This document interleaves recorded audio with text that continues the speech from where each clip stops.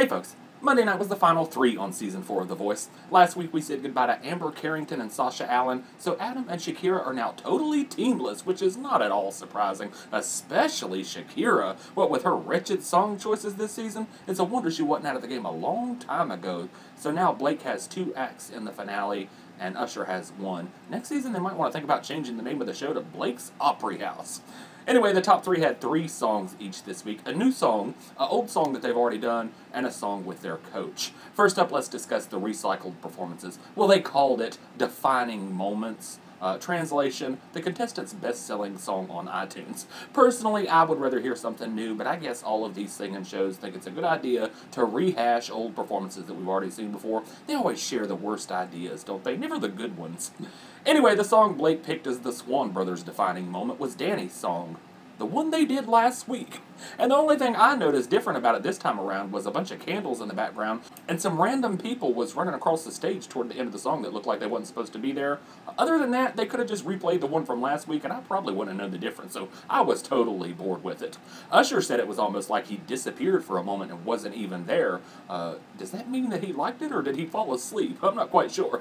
Adam and Blake said that it did not feel like an old song. They must have slept through it, too. The song Usher picked as Michelle's defining moment was I Knew You Were Trouble by Taylor Swift, and he said he picked it because he thought it was a pivotal moment for Michelle. I don't know, I'm not quite sure about that, if it was a pivotal moment. I mean, she was pretty popular before that, seeing as how it was only 2 weeks ago. So I guess that would be my only complaint about it, that it was so recent, but it was one of her best performances. Now, I've heard a lot of people say that she should have done True Colors again. I think that would have been a terrible, terrible mistake, seeing as how she just did another Cyndi Lauper ballad from the 80s last week, so it would have felt like really stale this week if she had done Cyndi Lauper again. So I guess it was a good song choice, and it was a good performance too the second time around. She seemed a little bit more comfortable with it this time, but I don't think it was quite as good as it was the first time around. Still good, but I didn't like it as well as I did the first time, but I still liked it.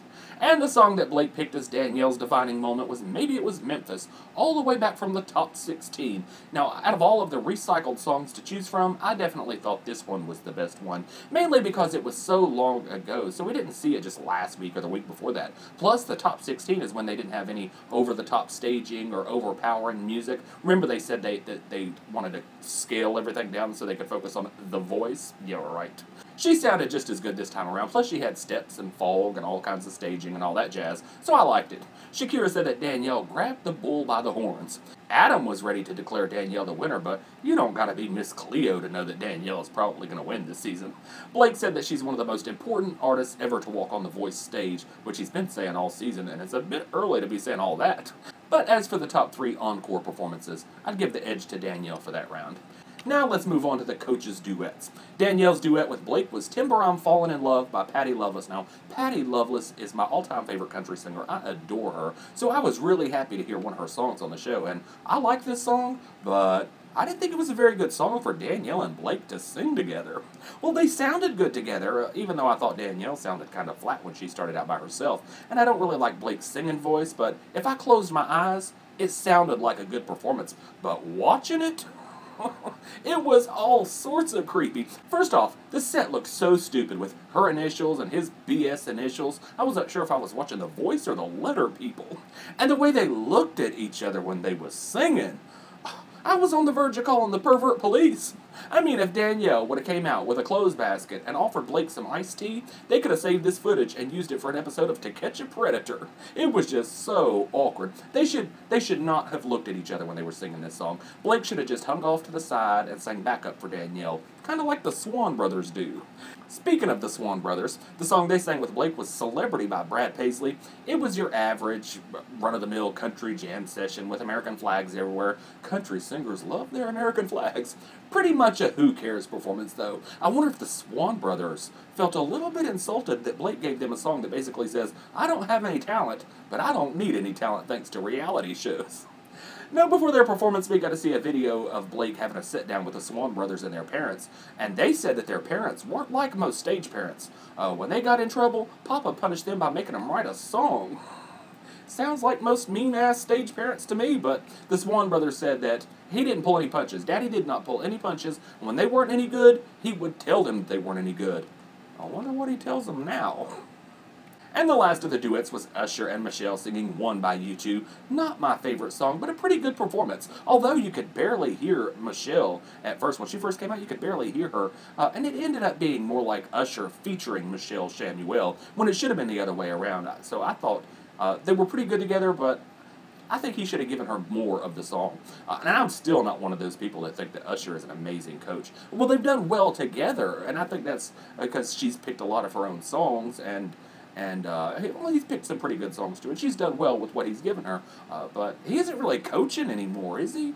Well, their entire segments over the past few weeks have just been Usher and Michelle kissing each other's butts and talking about how much they adore each other, so the coaching is pretty much non-existent these days, but this was the better of the three coaches' duets. Anyway, on to the new songs. Well, they're not new songs. Actually, they're all very old songs just being performed for the first time. By these people, anyway.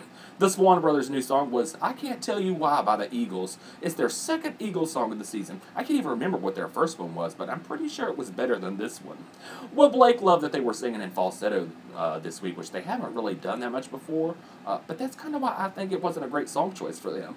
Well, they didn't sound like hyenas and squealing and all that, but it could be odd hearing somebody sing falsetto for the first time when you aren't used to hearing them do that, so it wasn't bad, but it sounded like a little tribute bandish to me, so I wasn't ready to fly an Okie flag like Shakira. Usher basically told him that they sounded like girls, and Blake said that the Swon Brothers are constantly evolving. Is he for real? Evolving into what? I mean, if evolution was anything like the Swon Brothers, then we'd all still look like chimpanzees, because I don't see how they've evolved at all.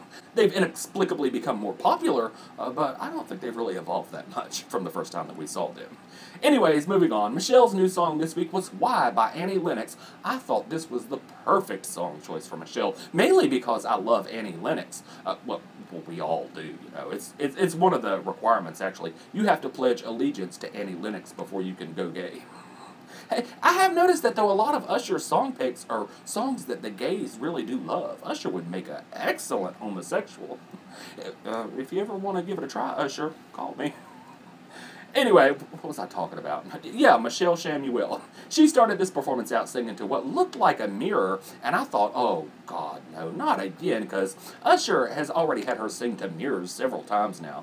Seriously, I'm starting to wonder if he even has any ideas, if he has that many ideas, or if he's just using different variations of the same one. Eventually, though, Mirror Michelle stopped moving, and so it wasn't really a mirror after all. It was kind of nifty, I must admit, but a little bit creepy, like Nightmare on Elm Street. And like right when it happened, there was like this 5-second window where I was so surprised by it that I forgot to listen to her sing. She could have been giving me a shout out right there on the show, and I wouldn't even have noticed. So it was a little distracting, but still kind of cool. Anyway, I thought this was a great performance. I loved it. I could have done without the 500 people on stage with Michelle toward the end, but I still thought it was the best performance of the night. And Danielle's new song this week was Born to Fly by Sarah Evans. Her second Sarah Evans song of the season. My gosh. She's had 2 Carrie Underwood songs, 2 Pam Tillis songs, and now 2 Sarah Evans songs? Blake sure don't believe in variety, does he? Well, he said that this was the perfect song for Danielle because we haven't seen her do a full-on up-tempo song. He acted like this was a total foot-stomper, but really this song wasn't that much different from Heads Carolina, Tails California, or Shake the Sugar Tree, or some of the other songs that she's done. So I did love the song choice. I liked it, though. I thought she sounded flawless. Performance-wise, though, it was a little bit awkward. It's like she was trying to put some attitude into it, but attitude is supposed to be natural, and this definitely did not look natural. But, like I said, she sounded great. Adam said that her perfection is almost boring him at this point, and I'm not sure if he meant that in a good way or not. But anyway, so that was it. I think we can all safely say that the Swon Brothers are not going to win. They don't even really feel like a part of the competition at this point, and they sure didn't feel like it last night, which is kind of unfair because all of their performances were pretty much shoved to the first half of the show, and I would prefer to see things more fair, but let's be honest. They could have come out there this week and ripped their faces off Scooby-Doo style and revealed themselves to be Elvis Presley and John Lennon, and it still would have been too little too late for the Swon Brothers. Of course, then again, I never expected them to make it past the battle round, so who knows? I think Michelle has a pretty good shot at winning. Now, she's pretty much a front runner, but she still gets to be considered an underdog since she isn't on Blake's team, and she isn't country, so she doesn't have to worry about splitting votes with the Swon brothers. I still just don't know if she'll be able to beat Danielle, though, because Danielle has consistently sold more songs on iTunes than anybody else, and she pretty much has been the one to beat all season. I like both of them personally, Michelle and Danielle, pretty much equally, so I won't be disappointed with either of them winning. Now, I think Danielle's the better singer, and Michelle is the better performer, so I'll be satisfied either way it goes. Of course, the Swans aren't going to win, so I'll be satisfied as long as the Swon brothers don't win. The only thing is, though, I think I'm kind of leaning toward Michelle for the win at this point because, for no other reason, mainly just to break the Blake monopoly. So, anyway, leave me a comment and let me know what you thought about last night's performances. I thought it was a pretty good finale show. Subscribe to my YouTube channel, come be my Facebook friend, and who do you think's going to win? Let me know. I'll see you folks later.